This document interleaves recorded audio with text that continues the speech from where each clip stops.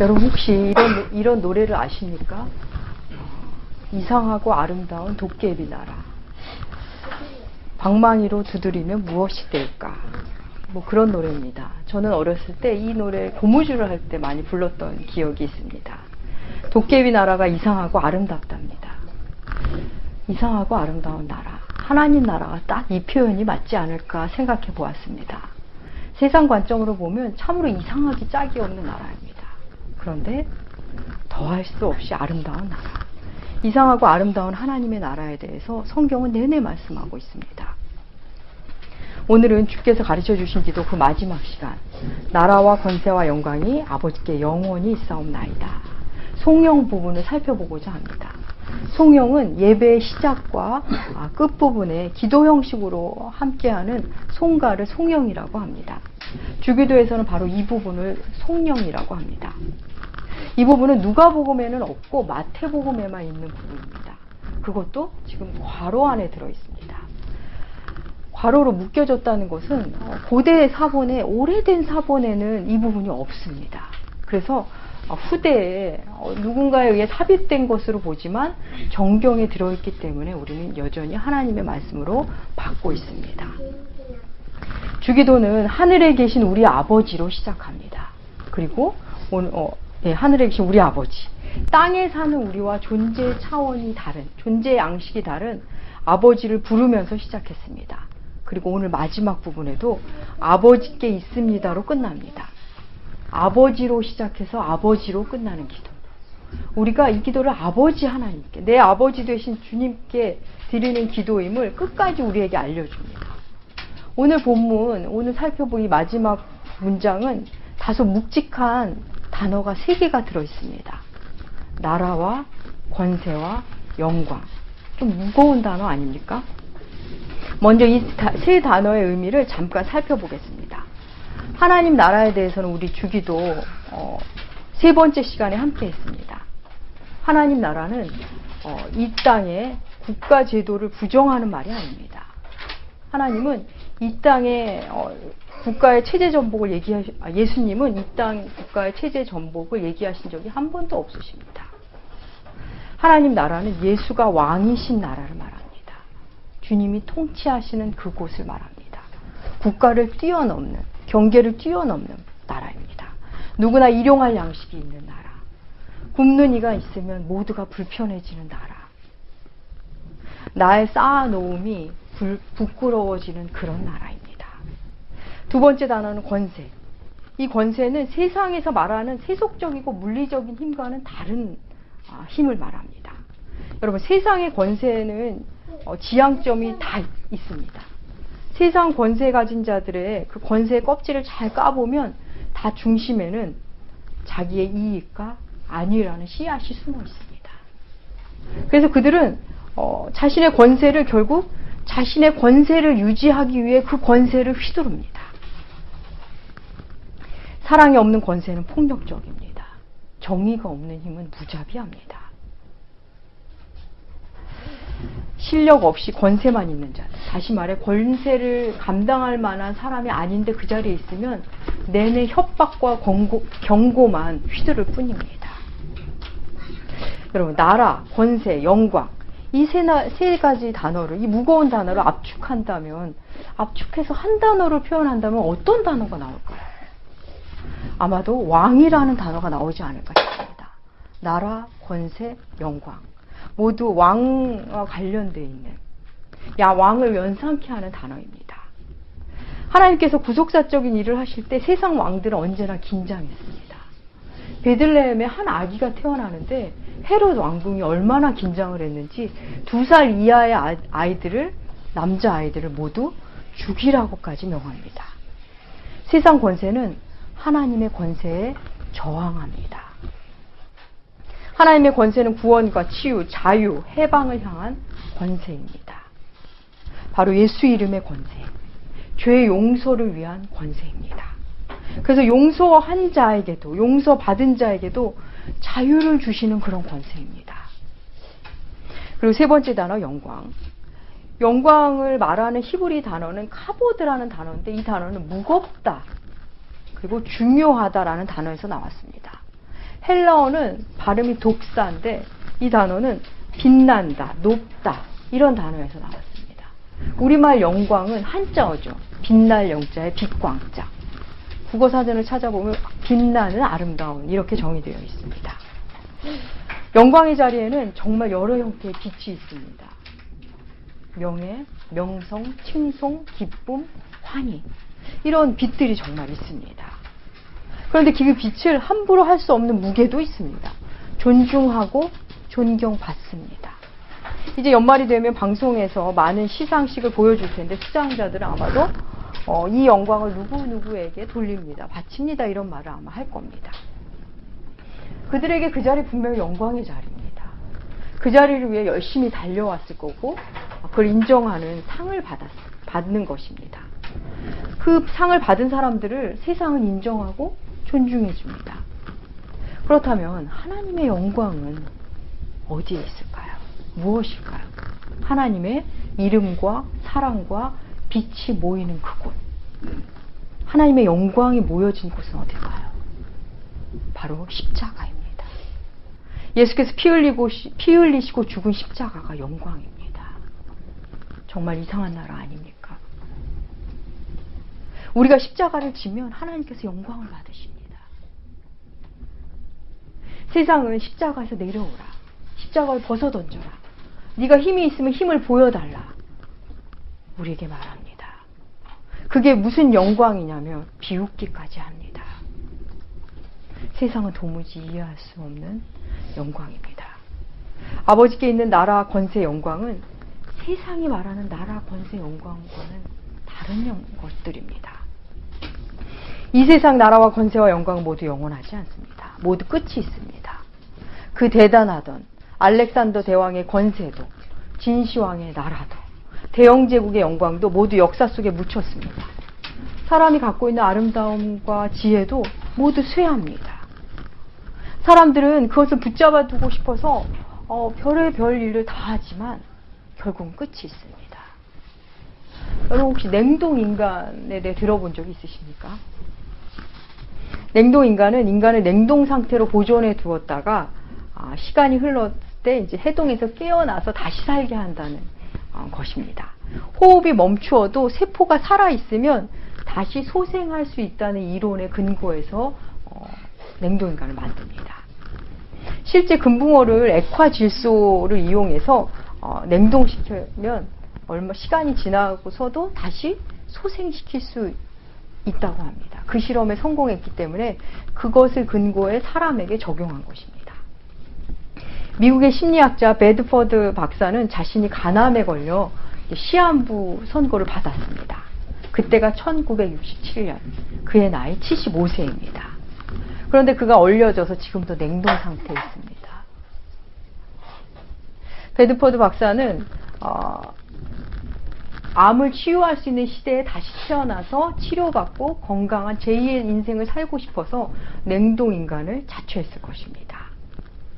이 베드퍼드 박사 이후 냉동인간을 희망해서 다시 제2의 인생을 기다리는 냉동 상태의 인간이 지금 100여 명이나 된다고 합니다.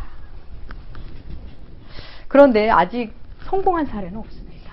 인류는 냉동인간을 만들 수는 있습니다. 냉동 상태를 둘 수는 있는데 그 냉동 상태에서 잘 해동해서 뇌가 회복되고 세포가 복원되는 기술은 아직 없기 때문입니다. 과학자들은 2045년경이면 이런 기술을 갖게 될 거라고 예측합니다. 여러분, 사람들은 왜 이렇게까지 하면서 더 살려고 할까요? 생명과학, 의학이라는 멋진 이름으로 연구를 하고 있지만 사실 잘 따지고 보면 죽음에 대한 두려움에다가 영혼에 대한 집념이 합쳐져서 우리는 이런 일을 하는 것입니다. 그렇다면 사람은 왜 이렇게 영혼을 꿈꿀까요? 왜 이렇게 영원하고 싶을까요? 그것에 대한 답이 성경에 있습니다. 이 주보 뒤에 전도서 3장 11절입니다. 전도서 3장 11절 읽으시겠습니다. 하나님이 모든 것을 영혼을 사모하는 마음을 주셨습니다. 그러나 하나님이 하시는 일의 시종을 사람에게 측량할 수 없게 하셨도다. 예. 하나님께서 사람에게 영혼을 사모하는 마음을 주셨다고 성경 말합니다. 우리는 영혼을 사모합니다. 그런데 방향이 잘못됐습니다. 하나님이 우리에게 영혼을 사모함을 주셨는데 그 방향이 하나님을 향하지 않으면 인간은 반드시 자기 중심으로 향하게 되어 있습니다. 영원하신 하나님을 흠모하고 영원성을 사모하는 것은 유일하게 영원하신 그분을 사모해야 되는데 자기가 영원해지고 싶은 방향이 잘못된 것입니다. 우리는 모두 자기 자신이 영원하길 원하는 마음이 있습니다. 가장 불행한 사람을 누구라고 합니까? 잊혀진 사람이라고들 합니다. 그렇습니다. 잊혀진 사람이 가장 불행하다는 말을 합니다. 우리는 우리 자신의 존재가 사라지는 게 두렵습니다. 죽어서도 이름을 남기고 싶고 작품으로라도 자신을 남기고 싶습니다. 영원하고 싶은 욕망이 반증입니다. 하지만 인간이 만든 것 중에 영원한 것은 없습니다. 세상에서 우리가 보고 듣고 소유한 것은 모두 끝이 있습니다. 다 없어집니다. 조금 더 심하게 말해볼까요? 모두 다 쓰레기가 된 것들입니다. 그렇게 좋다고 산 옷도, 가구도, 가방도, 그렇게 좋다고 찍은 사진도, 먹은 음식도 결국은 쓰레기로 남습니다. 우리가 집안에 정성껏 들여놓은 것들은 모두 100년만 지나고 나면 문화재급이 아니면 모두 버려질 것들입니다. 그런 우리에게 영혼이라는 개념은 도대체 무엇일까요?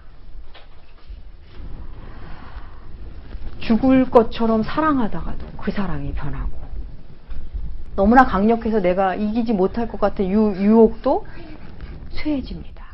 나를 압제하던 그런 것, 그 고통스러운 것도 영원할 것 같은 그 아픔도 조금씩 힘이 약해집니다. 끝날 것 같은 힘겨움도 영원할 것 같은 그 고통도 결국 끝이 있습니다.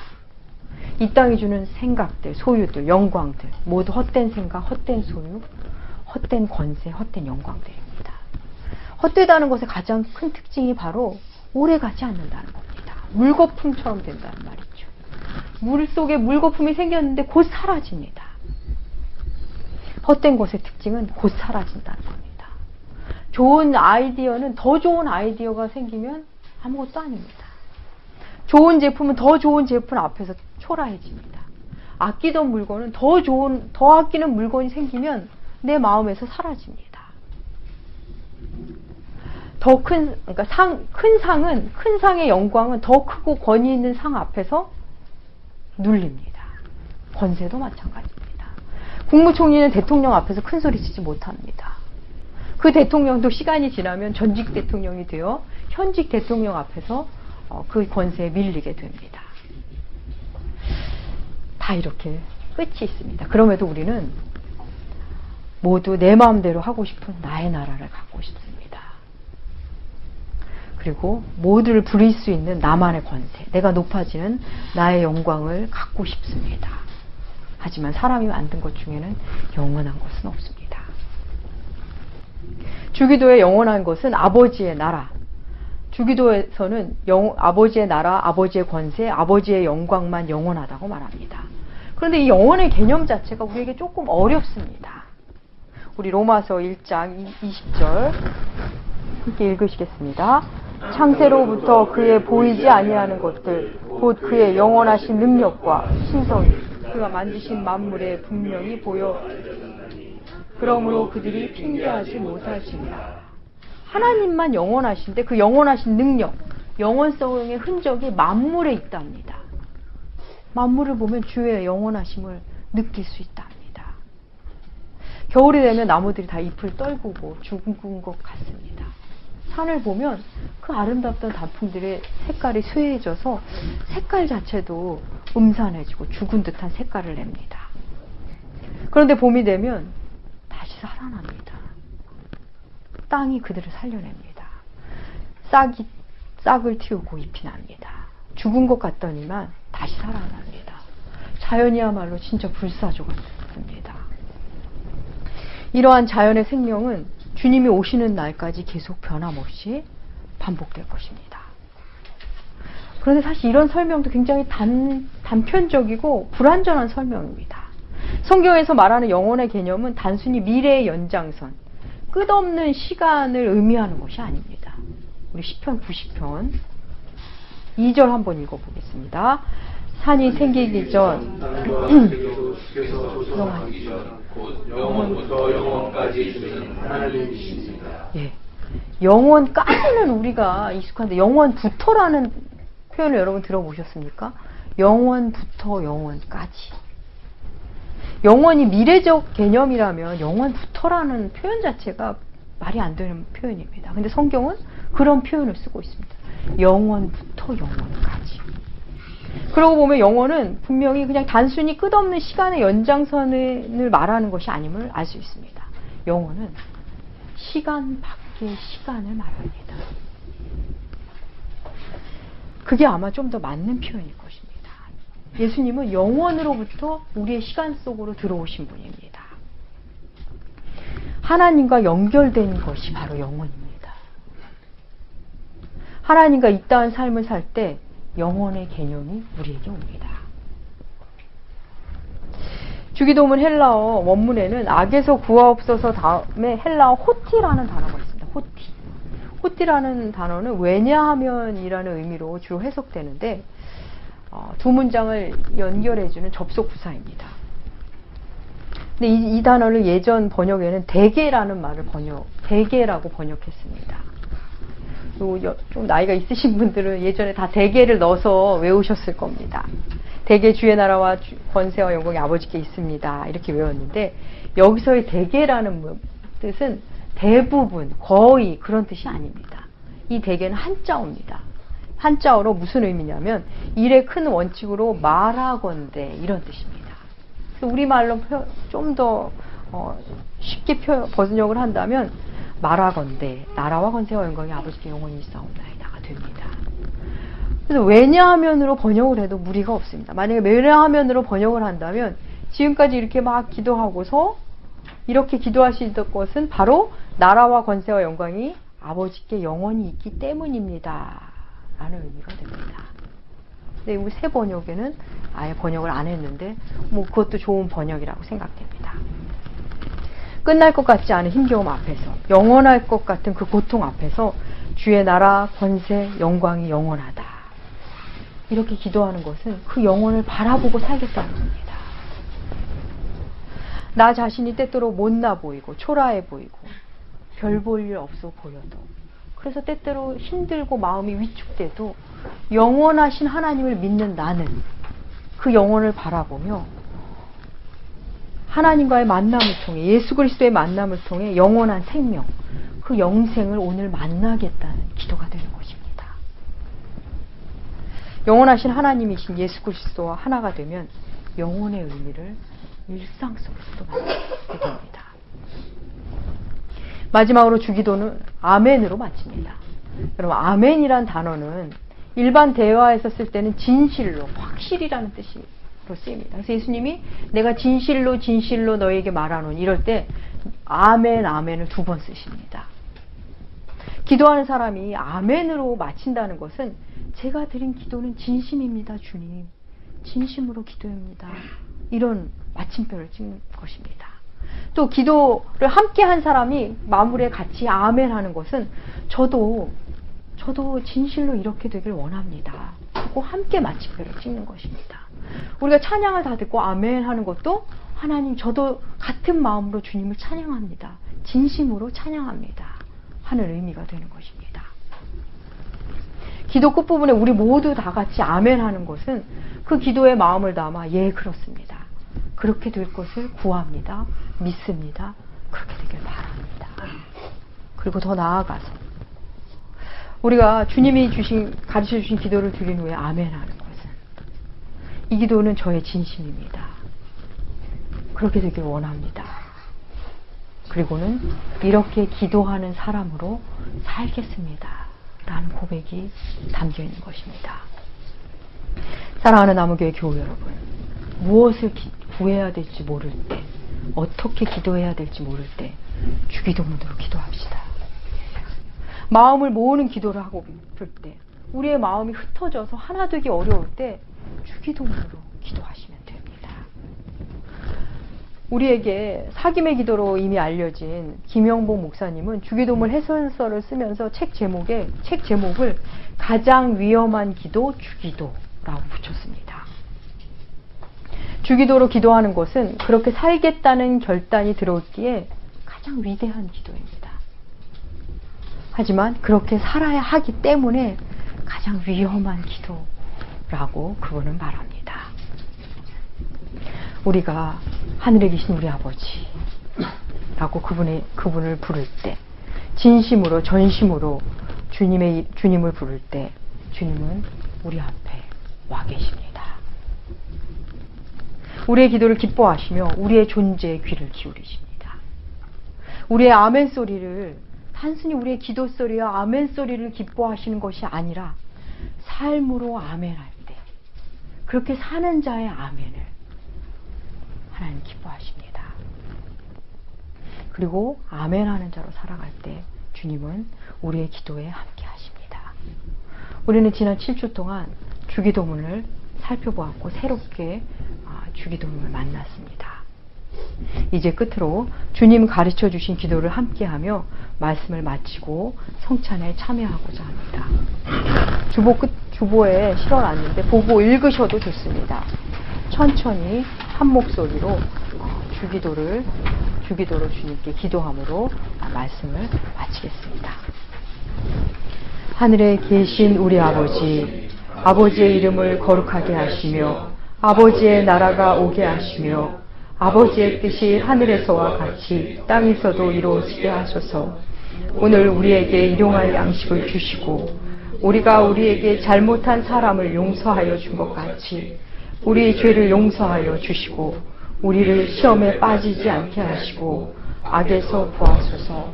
나라와 권능과 영광이 영원히 아버지의 것입니다.